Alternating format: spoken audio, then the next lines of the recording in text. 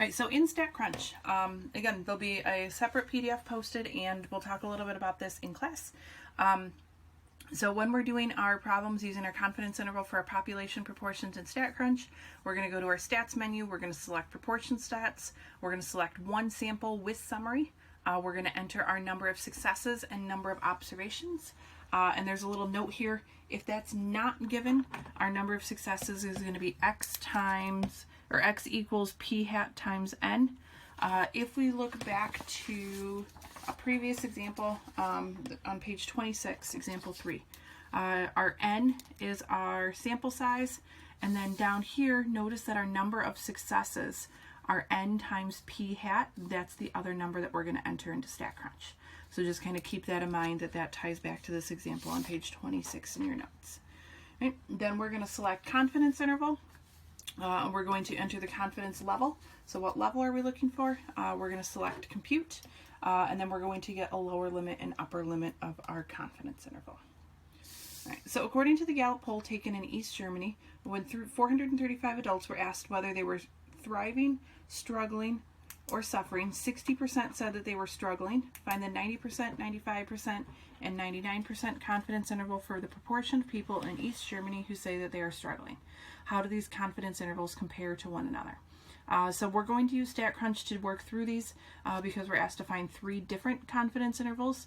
So instead of finding 3 different margins of error and then 3 different answers, we're just going to use StatCrunch to compare these.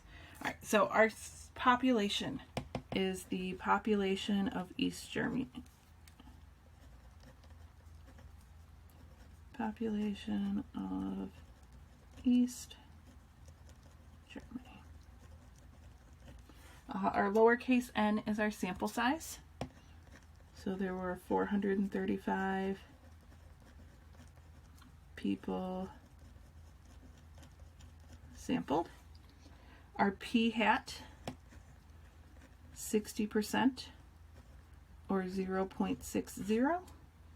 Our confidence levels, we're going to be looking for a 90%, 95%, and 99%.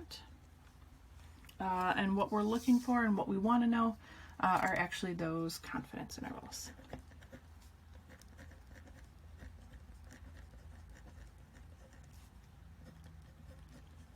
The confidence intervals still are going to be of the form p hat plus or minus m. The only difference is we're not actually going to be finding our m values outright. So we're just looking in this case for our answers to include our confidence intervals. But again, StatCrunch is going to give us more information than what we're going to be using here. When we're plugging these into StatCrunch, remember that we are going to use our sample size, our n, which is going to be our number of people surveyed. And then in this case, we're skipping our conditions, but do remember that we are going to think about our number of successes.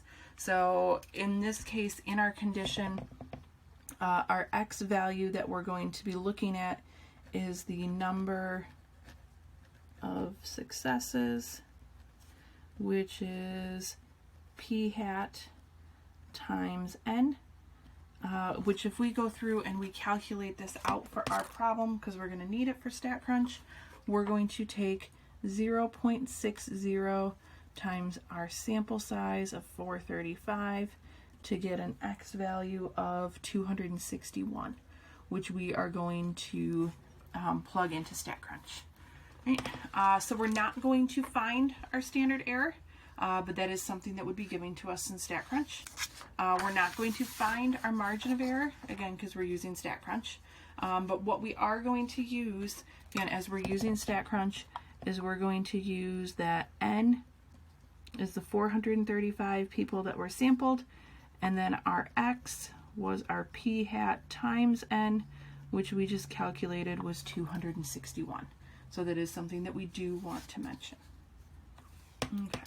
Then if we go through and we start plugging these different values into StatCrunch, our n and our x aren't going to change. The only thing that's going to change are our confidence intervals. Right? So for 90%, the confidence interval is 0.561 to 0.639. For 95%,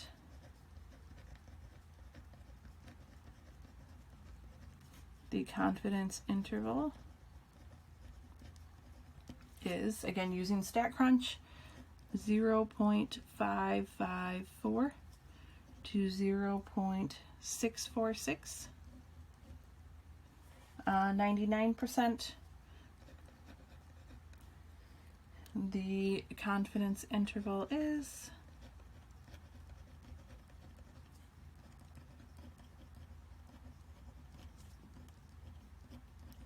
0.539 to 0.661. Now, if we compare these three different confidence intervals, notice that here we go from about 56% to about 64%, about 55.5 to 64.5, about 54 to 66. So as the level of confidence increases, the width of the interval also increases. This interval is the widest, that interval is the smallest. So we're just going to make a couple little notes here in our conclusion. The 99% confidence interval is the largest.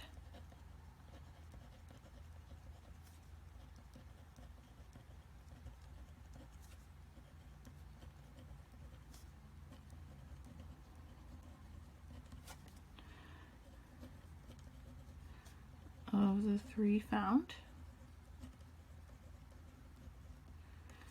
Right, we could also state that the 90% is the smallest.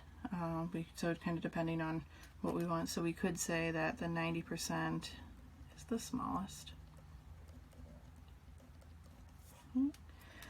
We could also say that as the level of confidence increases,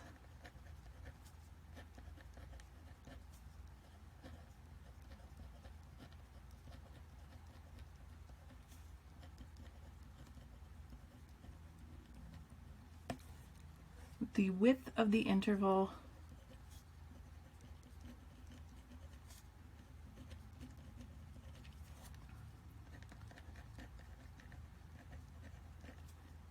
also increases.